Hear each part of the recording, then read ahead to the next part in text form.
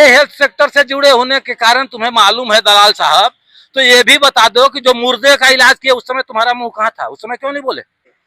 अंबिकापुर में एक व्यक्ति का नाम बड़ा ही चर्चे में है। नाम है नवीन द्विवेदी। कई लोग इन्हें अस्पताल माफिया, तो कई लोग ये अस्पताल के दलाल, तो कई लोग कथित तौर पर बड़े पत्रकार दिल्ली के बता रहे हैं। हमारे साथ सामाजिक और आरटीआई के कार्यकर्ता एएन पांडे हैं, जो अक्सर भ्रष्टाचार की बातों को आरटीआई के माध्यम से निकालकर सार्वजनिक करते हैं, लोगों को बताते हैं और कार्रवाई करवाने का भी प्रयास करते हैं। कई मामलों में कार्रवाई भी होता है और कई मामले में नहीं भी होता है।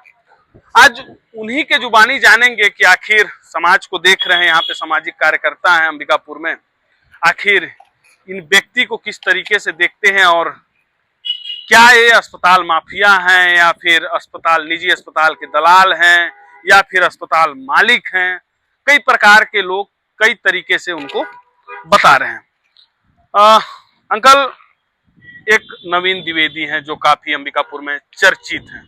कई लोग उन्हें अस्पताल का मालिक भी बताते हैं, कई लोग अस्पताल का दलाल भी कहते हैं, कई लोग पीआर, अस्पताल में पीआर देखते हैं और कई लोग जो है अपने आप को जो है मेडिकल हेल्थ से जुड़ा हुआ बताते हैं, मेडिकल सेक्टर से जुड़ा हुआ बताते हैं।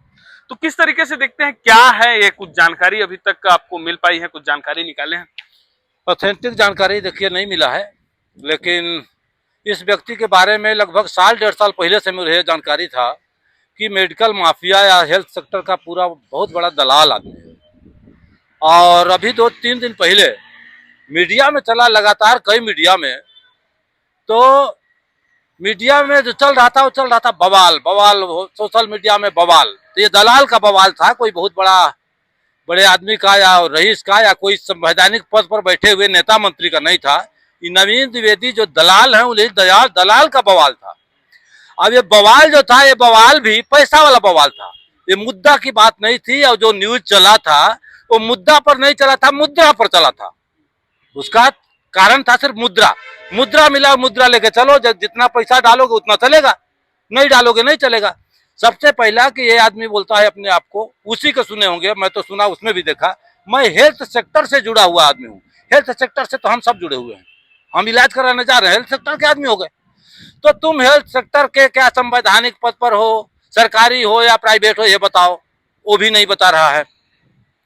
तो ये आदमी जो है लगातार, ये महावीर कोई हॉस्पिटल है, महावीर हॉस्पिटल के बचाव में ये प्रेस कॉन्फ्रेंस किया था। चाहे उससे अब 1 लाख वसूला हो, 2 लाख वसूला हो, 10-20-50 हजार इधर खर्चा करके अपना सर्किट हाउस में बकायदे प्रेस कॉन्फ्रेंस कर दिया मुद्रा के दम पर। मेरा कहना है कि कैसे कह सकते हैं कि प्रेस कॉन्फ्रेंस मुद्रा के दम पर हो गया? जो मेरे को मालूम है, देखिए मेरे पास, मैं तो अभी तक मिला भी नहीं उस आदमी से। तो आप मीडिया हैं और मीडिया का भी फर्ज बनता है कि एक तरफा न्यूज न चलाए। आप इस बात का पुष्टि कीजिए, क्या उसके पास, अगर हम प्रेस कॉन्फ्रेंस हम भी करते हैं तो उसका रसीद मिलता है, और वो प्रेस क्लब से रसीद कटती है, और ये डाटा सेंटर जो है आपका, वहां पर रसीद करता है, वहीं पर प्रेस कॉन्फ्रेंस होगा, न कि सर्किट हाउस में। सर्किट हाउस में नेता मंत्री के लिए आरक्षित रहता है, वही लोग करते हैं। तो ये सबसे पहले सर्किट हाउस में गए तो वहां का भी चाहिए कि वहां का रसीद आपका कहाँ है। आप भी पूछ लीजिएगा कि आप ये वाला बता दीजिए रसीद, अगर प्रेस कॉन्फ्रेंस की है तो रसीद बता दीजिए कहाँ है।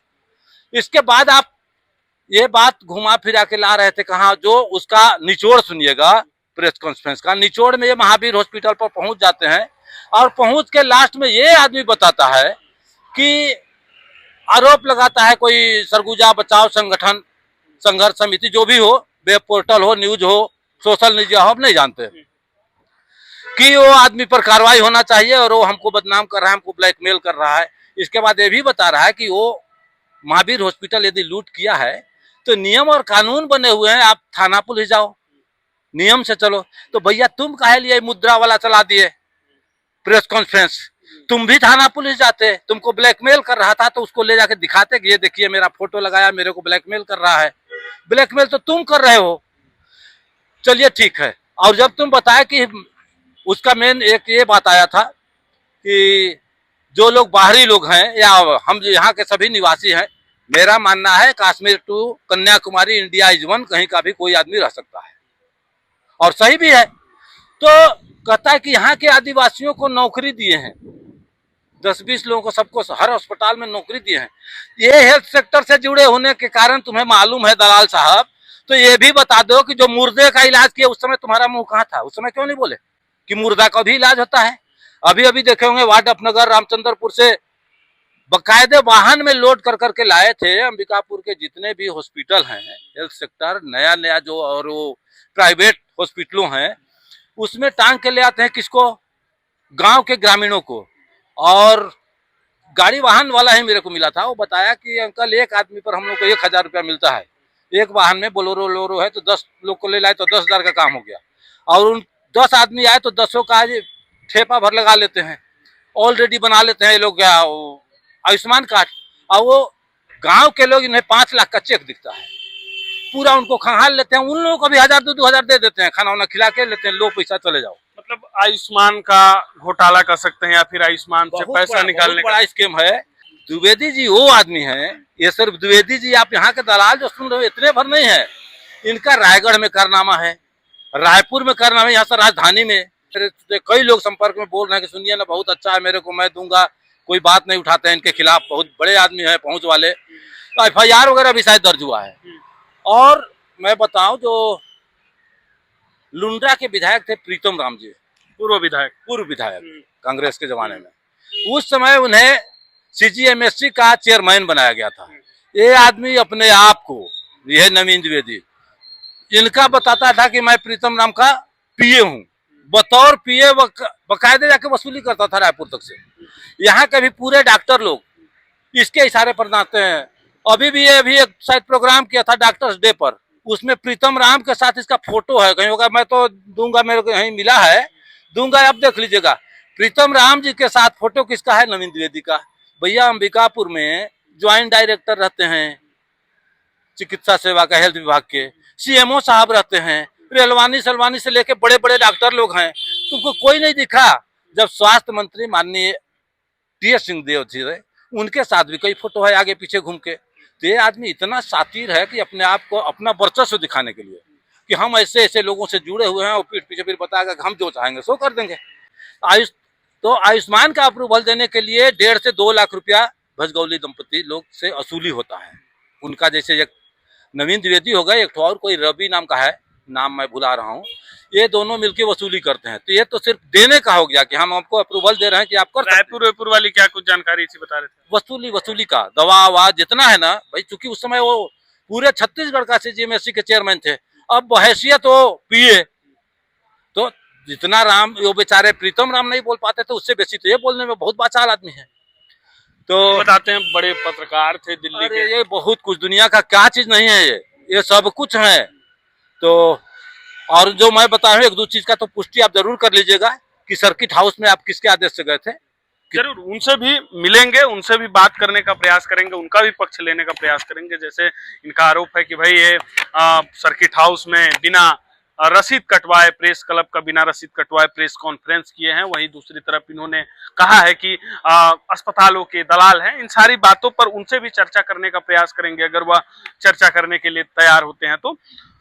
बहरहाल देखने वाली विषय यह है कि अंबिकापुर में जिस तरीके से अस्पताल खोले जा रहे हैं, एक बिल्डिंग है उसमें अस्पताल कल संचालित हो जा रहा है, या अस्पताल लिखा जा रहा है। कई जगह ऐसे है कि एक बिल्डिंग है उसमें बता दिया जा रहा है या अस्पताल, फलना अस्पताल, उसको लाइसेंस दे दिया जा रहा है। उसके पास ना तो पार्किंग की व्यवस्था है, ना तो उसमें नर्सिंग होम एक्ट की पूरी मानक पूरी है।